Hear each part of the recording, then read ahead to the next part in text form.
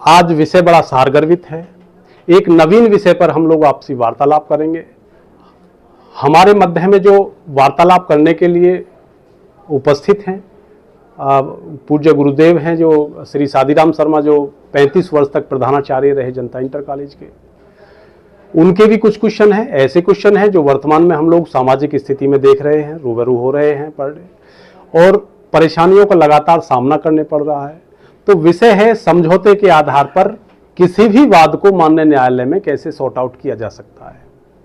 विषय गंभीर है, इसी विषय पे चर्चा करेंगे। जो गुरुजी हैं वो क्वेश्चन पूछना है उनको, किन किन बिंदुओं पे गुरुजी प्रश्नपात करेंगे, इसी विषय पे हम लोग आज का विषय पूरा निर्धारित किया जाएगा। जी, मैं एक बात पूछना चाहता हूँ कि दो पक्षों में झगड़ा होता है, FIR हो जाती है, वो केस कोर्ट में आ जाता है और फिर किन्हीं कारणों से आपसी सहमति बनती है, तो वो कोर्ट में कैसे निपटाई जाए?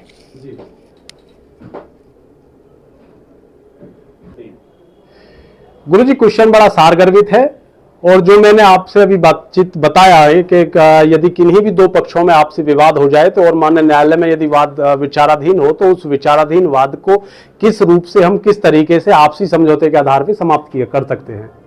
तो ये विषय बड़ा गूढ़ है, क्योंकि लगातार ये देख रहे हैं कि अक्सर परिवारों में चल रहे हैं। परिवारों छोड़ो, गाँव में, मोहल्लों में, गली कूचों में भी 323, 504, 506 की FIRs हैं या 420 वगैरह इत्यादि 406 का है। बहुत सारे ऐसे मुकदमे हैं गुरुजी जिनके आधार पे हम लोग आपसी सहमति के आधार पे उन मुकदमों को समाप्त कर सकते हैं, लेकिन कुछ कंडीशंस चूंकि लोगों को मालूम नहीं है, इस चक्कर में अब उस मालूमात कराने के लिए भी हम लगातार जिला विधिक सेवा प्राधिकरण के माध्यम से भिन्न भिन्न स्थानों पे हम कारागारों में भी जाते हैं, जगह जगह ब्लॉकों में जाते हैं, इंटर कॉलेजों में जाते हैं, गाँव में जाते हैं और कार्यशाला पूरी स्थापित करके हमारे साथ में जिला जज साहब वगैरह और एडिशनल डिस्ट्रिक्ट जज साहब वगैरह जो DLSA के सेक्रेटरी हैं वो भी जाते हैं, तो लगातार बताते हैं इस तक विषय को।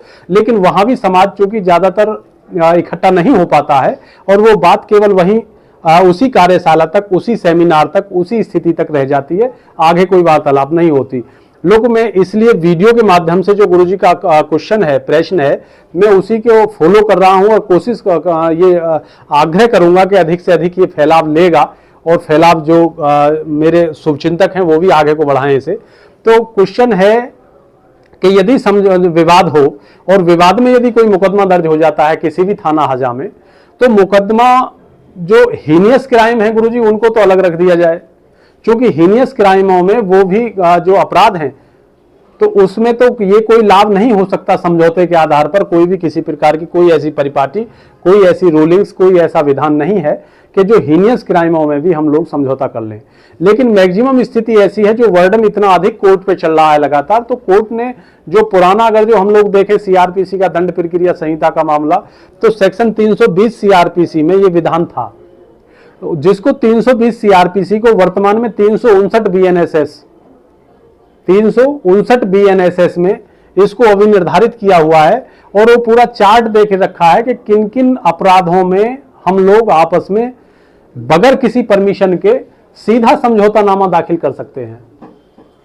लेकिन कुछ ऐसे हैं उसी चार्ट में, तो A और B श्रेणी में चार्ट को बांटा गया है। तो जो A श्रेणी के हैं वो तो हैं बगैर किसी परमिशन के, कोर्ट की कोई परमिशन लेने की आवश्यकता नहीं है, सीधा का सीधा आप 359 BNSS विद एफिडेविट फाइल करें कि उपरोक्त मुकदमा मैंने ये योजित किया था, कराया था, अमुक अमुक लोगों के विरुद्ध कराया था और उसमें हमारा आपस में पहला बहुत अच्छा संबंध था और समाज के सैद्धांत लोगों के द्वारा बैठ करके, सामाजिक लोगों के द्वारा बैठ करके, प्रतिष्ठित जनों के मध्य में बैठ करके और स्वच्छ और खुले वातावरण में बगैर किसी दबाव के, बगैर किसी भय के हमारा आपस में दोनों पक्षों में समझौता हो गया है।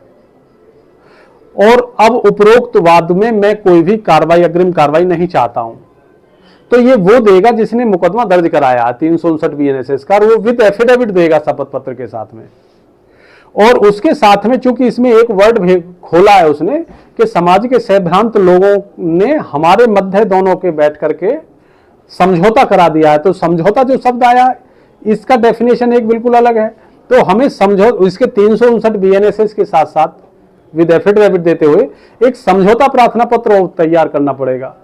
और उस समझौते में दोनों पक्षों के फोटो, मींस प्रार्थी मींस वादी के भी और अभियुक्त पक्ष के भी, दोनों पक्ष जितने भी अभियुक्त हैं उनके भी फोटो, तो उनके भी एक वकील साहब खड़े होंगे और वादी के अधिवक्ता तो चूंकि पहले से ही होंगे, तो वादी के अधिवक्ता वादी को आइडेंटिफाई करेंगे और उनके अभियुक्त पक्ष के अधिवक्ता अभियुक्त पक्ष को भी आइडेंटिफाई करेंगे, उनके सबके फोटोज आइडेंटिफाई करेंगे और कितने लोगों की तरफ से वो वकालत कर रहे हैं उसमें उसको भी डिफाइन करेंगे। तो मैक्सिमम स्थिति में सभी लोगों की तरफ से वकालत करेंगे। वो समझौता नामा विद एफिडेविट फाइल हो जाएगा कोर्ट में, कोर्ट उसका संज्ञान लेगा और कोर्ट संज्ञान लेने के बाद में उसको मामले को इन्हीं दोनों की इच्छा पे समाप्त कर देगा और जिनको अभियुक्त बनाया गया है उनको उससे अपराध से मुक्त कर देगा, उन्मोचित कर देगा।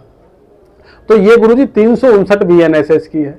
अब दूसरा विषय इसी में आता है जो टेबल बी नंबर है 2, 359 BNSS की जो टेबल बी है उसमें है कि यदि कुछ सेक्शंस ऐसे हैं जैसे 420 420 और 406, तो ये कुछ अपराध ऐसे हैं, बहुत सारे हैं, काफी सारे मैं बता नहीं पाऊंगा, जैसे विदाउट उसमें 323 504 506 ये सब लोग सब आ गए, लेकिन इसमें 498 वगैरह भी इसमें जो है सम्मिलित है इंक्लूड में परमिशन के। तो अदालत को एक प्रार्थना पत्र पहले देना पड़ेगा कि हम दोनों पक्षों में समझौता हो गया है और वो 359 BNSS का जो प्रार्थना पत्र दिया जा रहा है विद एफिडेविट उसी में ही दो लाइन बढ़ाना है केवल।